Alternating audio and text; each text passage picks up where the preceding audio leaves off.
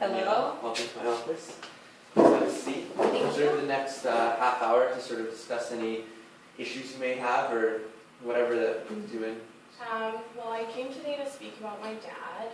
I do keep in contact with him here and there, through text messages. We haven't seen each other probably since I was five years from now, so it's really hard for me when he's not there and he's not around, and it really translates into my life with relationships. We talk about the man box in class a lot, and I find myself really attracted to guys that are in the man box completely, and I do look at other guys who are super sensitive as weak, and it's just because I was brought up that way. And it's really affected my life with my boyfriend right now, because we recently broke up and I think it's because I thought it was because he lacked confidence, but sometimes I realize it's because he's kind of what my dad would always make fun of and what he would teach me not to be, and I would see him as not confident and weak for him sharing his feelings, even though he was just being honest with me and what he should do to be healthy.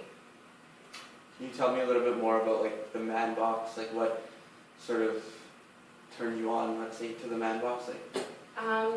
Well, when I was growing up, my dad, I was the first child, so I was the son with my dad. My mom was at work 8 to 5 every day, and my dad didn't have a job, so he'd stay home with me. And he was very, don't cry, be tough, don't be a girl. He said that to me a lot. You were getting the man box Yeah, speech. I was getting the man box speech all the time. Mm-hmm. And then now I am attracted to guys that are in the man box. It's so damaging. It's like I am attracted to the biggest douchebags ever. You have no idea. It's like at first they're all really nice and stuff, and then I start noticing more and more, and then it ends, obviously, because just like I cut my dad out, I'll cut other people out. But what I'm working on is trying not to expect the man box in guys, which is what I've been learning about in this class, but it's really hard for me to do.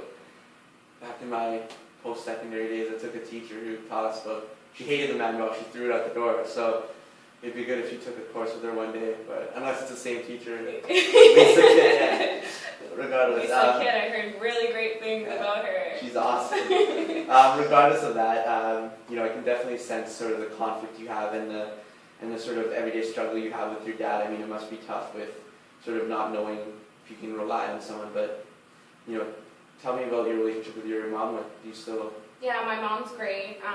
She's the reason that I'm a nice person today. She's the most empathetic, nice, loving person ever. But when I mention stuff about my dad to her, she sympathizes me so much because I'm her daughter. I'm like, oh, sweetie, I'm sorry he's like that. And then she'll hug me and she'll be almost crying, and then it makes me just feel worse talking to her about it, so I don't speak to her about it. And then the only time I speak to my dad is when I get a text message saying, this is your pathetic, junky dad texting you, and you're better off telling all your friends I'm dead because you won't see me. He says really, really hurtful things to me, and I'll forget about him, and then I'll get a text message 2 months down the road saying something like that. That's what he told me last week.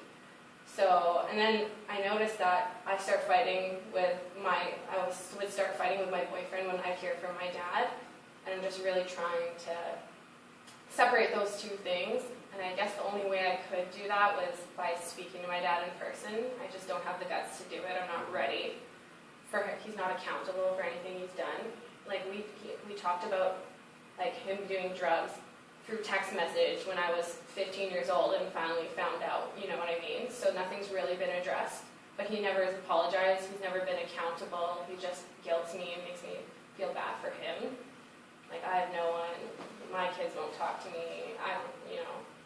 So. I can really see that, what he's done has hurt you, you're affected, but you do love him from what I can sort of sense here. You care, regardless if he's sort of there for you or not. You still care about how he's doing and everything.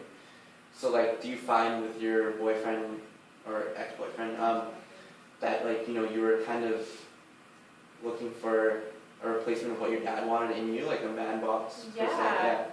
Yeah. You're really touching on that. That's so true. He's really emotional and very open with his feelings, and I would just I'd always say to him, you're so sensitive. I would say stuff like my dad would say, and it would really put him down, and I find myself saying that to him all the time, why are you being such a baby? I'm fine right now, and you're like so emotional over the stupidest little thing. And I always do that, and he gets so mad when I would say that, and that's basically what was ripping us apart in the end. Yeah. So, yeah, a lot like my dad. I've inherited a lot of his. Luckily, my mom, on the other hand, completely is different from my dad, so it's helped me be at least a mostly nice person.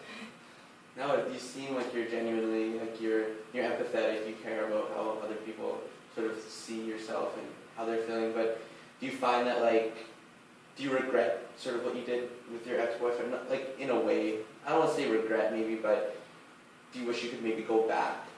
I wish that I could turn off the feelings that I have about the man box, but it's really hard for me to do. Like, I do see him as weak all the time, and I feel like I'm the man of the relationship in a sort of sense, because I'm just so dominant and confident, and he's not. So I don't know if maybe it was his confidence, or I know it had a lot to do with my dad. So I'm trying to sort out stuff with my dad so I can, from now on, see clearly in relationships. I can, just sense the confidence you have in yourself, like, a strong-willed woman. But definitely, I think you have the right sort of mindset, and I think you know what the triggers are, per se, like, the dealing with your dad and your own feelings, like leaving them at the door before sort of entering in someone else's lives. But I want to thank you for sharing, and I have booked you in for next week. Oh, really? Yes. After Lisa's class, we will be meeting again. Yeah. But it was a pleasure, Neela. Thank you for coming in today. I think that was good.